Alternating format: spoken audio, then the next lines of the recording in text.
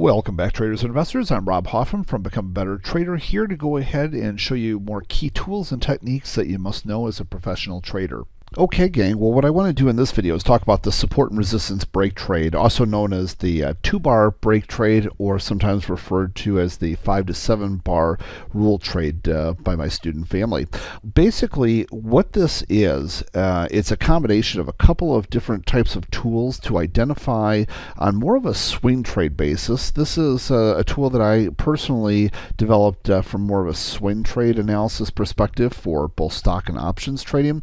Now, to be clear, the same concept can be used on an intraday basis with major support resistance levels, but it is typically used most effectively from my perspective from a stock and options perspective on the daily charts and just and weekly charts for that matter. So with that being said, I just want to go ahead and talk about the basic premise behind it. What it is, we go ahead and identify a key support or resistance level, and in this case what we have is the $1.60 level on the British pound.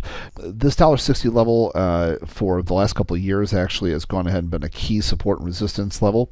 So what we're looking for at this point back in time, and this is kind of a real life example that we were following through on, so I want to kind of do that with you here now again and kind of look back at that analysis. And what was happening was we had a 1-bar break above this key resistance level. Okay, so it had already been a resistance level back in time, and we had a 1-bar break. And this, what do I call 1-bar break? Well, I'm looking for a bar that opens below the key support level and then goes and closes above it, and ideally opens fairly close to the low of the day and closes fairly near the high of the day. Okay, so not a bar that goes and ends up closing way back down here like a 50% bar, almost like a distribution bar, for instance. Really want to close up near the top. Then I'm looking for the second bar to go ahead and continue that journey, opening up near the low and closing up near the high. If I go ahead and get that, that's what I consider, those 2 consecutive bars there, I consider that to be my 2-bar break. What does that mean to me as a trader? What that means is, as soon as we go ahead and revert back to that $1.60 level, which was resistance, my expectation is that we'll hold this support and I can look for long side trades at that former resistance level, now support, expecting it to continue on. And you see that's exactly what happened here. We went ahead and had the 2-bar break through this area, pulled back to that $1.60, bounced off it very nicely for several hundred ticks, came back to that level multiple times over the course of the year here, and went ahead and actually would come back to that level. All right, so and then after this, can't see it into the future, but it did go ahead and bounce off again. The thing to keep in mind here is that if we get that 2-bar break, that what was resistance now becomes support, and vice versa. Had it been a 2-bar break down to the downside here, I'd expect if it came back up there, it would be resistance. What happens though, you remember that was the 2-bar break side of it, but then I mentioned the 5 to 7 bar concept. What that is what happens if you don't get the solid 2-bar break. Often you won't get a solid 2-bar break. You'll get 2 decent looking bars, but 1 bar may close 50% off the high like we talked about, or close well off it, maybe 30% off the highs or so, so not a very attractive looking bar. That's where the 5 to 7 bar rule comes in. And here's what happens with that. If we go ahead and have gone and pushed above the key support or resistance level, in this case resistance level, and then even if we didn't have the 2 nice solid bars back to back, if we can go ahead and have at least 5 to 7 bars that trade above that key support level without going ahead and breaking back through it, then when we do get down to it, I expect it's going to hold. Well, what's the difference between 5 and 7? Why 5? Why 7? Well, if we go ahead and only hold above 5 bars, but we have rising support, for instance, like this rising 20-period moving average, if we have rising support underneath us and it pulls back within 5 bars, then I'll look to go ahead and still actually take that same exact long. However, if we go ahead and we only have 5 or 6 bars and we're pulling back, and we don't have a major support level coming underneath to kind of support it. So basically what I'm looking for is some extra confirmation is what it really boils down to.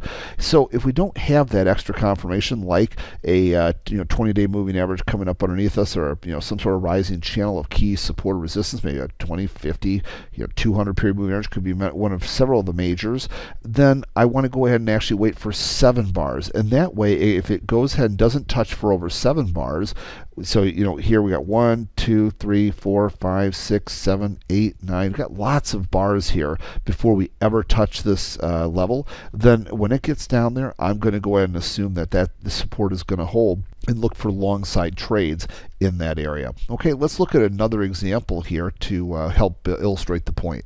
Okay, so here we go ahead and have bonds. And with the bonds, what you'll see here is that we went ahead and last year we had a lot of resistance up above us, and we kept trying to break through this key long-term resistance area. We kept hitting it. You see we closed above it for 1 day, and then the next day it would come right off, for instance, right over here. So 2-bar break? No. Then we came over here, we'd trade above that resistance a couple of bars, actually lock in distribution there, roll right over. Come right back up here, trade to it, roll right down. Come up, go ahead and trade 1 bar to it, 1 bar through it, and then roll right back down. So we didn't get the 2-bar break through here. Same thing here. Same thing here. We trade to it, couldn't get through it. All right. So as we fast forward here back into time, now look what happens. Now all of a sudden we finally go ahead and break through, right? We go ahead and pursue 1 bar, but we don't have a 2-bar consecutive break. All right, so now what I'm looking for here is to go ahead and get 5 to 7 bars. All right, so we have 1 bar here, 2, 3, 4, 5. Okay, now, if after that 5th bar, if it were to come right back down and I have rising support here as it's coming back down, then I'm still going to be willing to take that trade.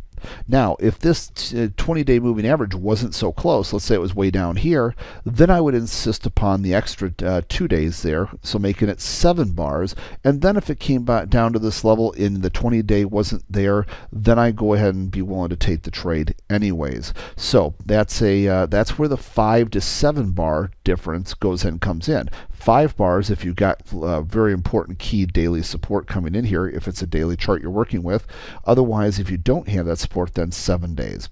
All right, so as we go ahead and we fast forward here, kind of look at this into time, you'll notice that after the 5 to 7 bars, it went in and was clearly support. All right, so what happens, we come down here, and eventually what will happen is this area will ultimately be touched, and there it is. That long-term support level, the resistance level that became support, then went ahead and we came right down to that level, and you'll notice how it was rejected right off there. So you're looking for those long side trades right in that area. From my perspective, the way we want to look at this is really from a risk-reward perspective as well. How far do we go ahead and have an opportunity to bounce back up before hitting major resistance versus what happens if we fail here? So that kind of helps determine the risk and reward, the number of ticks down below if we were to fail to hold that area that we'd want to go ahead and take a stop versus the anticipated reward if we're correct on the trade. Okay, and while it is a high probability trade from my perspective, you still have to determine your risk and reward basis in advance on this. All right, and so as we're looking at this, you place an order down here at the key support. You're expecting it to go up X number of ticks. You want to go ahead then and make sure that your risk reward stays proportionate there. So if you think it's going to go up this much, you wouldn't want to risk more than that to the downside at a minimum, even if it's a high probability trade. So you might want to go ahead and tighten that up even tighter. And for instance, here you got the rising 200-day moving average. Can't imagine if all is right with the world here with this chart, there's no reason that this should be coming down to or through the 200-day moving average right now after this being the first test going months out since the break. That thing should hold. That's a very high probability trade from my perspective. So even as we go forward here, so here we are, now you see we've come crashing right back into that level. So from my perspective here, not even going forward yet, as I look at this, that we've not only hit that key level again, but now you're hitting that rising 200-day moving average. So you've got a confluence of support there.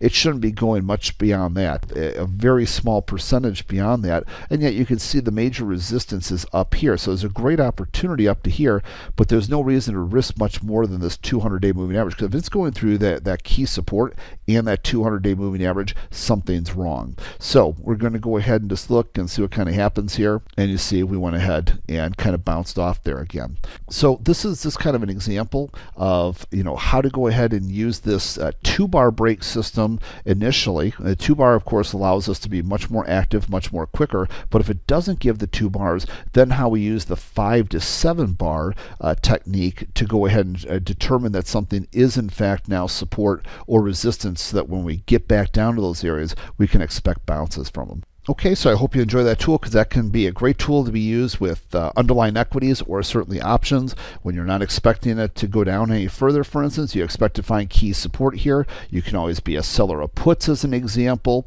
as one strategy here, or if you're going ahead and vice versa, if this were a resistance level that we're coming back up to, you don't expect to go any higher, you can sell some calls. Lots of different tools and techniques, both on the options side and of course the underlying instrument side, whether it be futures or stocks for that matter, that you can use with this technique. So I hope you enjoy it, and we'll look forward to seeing you in the next video. If for some reason you're picking up this video series later in the series, or you're not getting them in your nightly email, what you might want to do is go ahead and go over to becomeabettertrader.com, so www.becomeabettertrader.com, and go ahead and what you could do, if there wasn't a little box that popped up when you first came to the website, you can always go ahead and sign up right over here on the far right hand side, or you can go ahead and move right over here to where it says Rob's free videos, and that should help you find some of those great videos that you're looking for there. Okay, and look forward to going ahead and using these videos also to announce other opportunities for you to come watch some of the stuff live in the live trading room, come to different types of webinar events that I do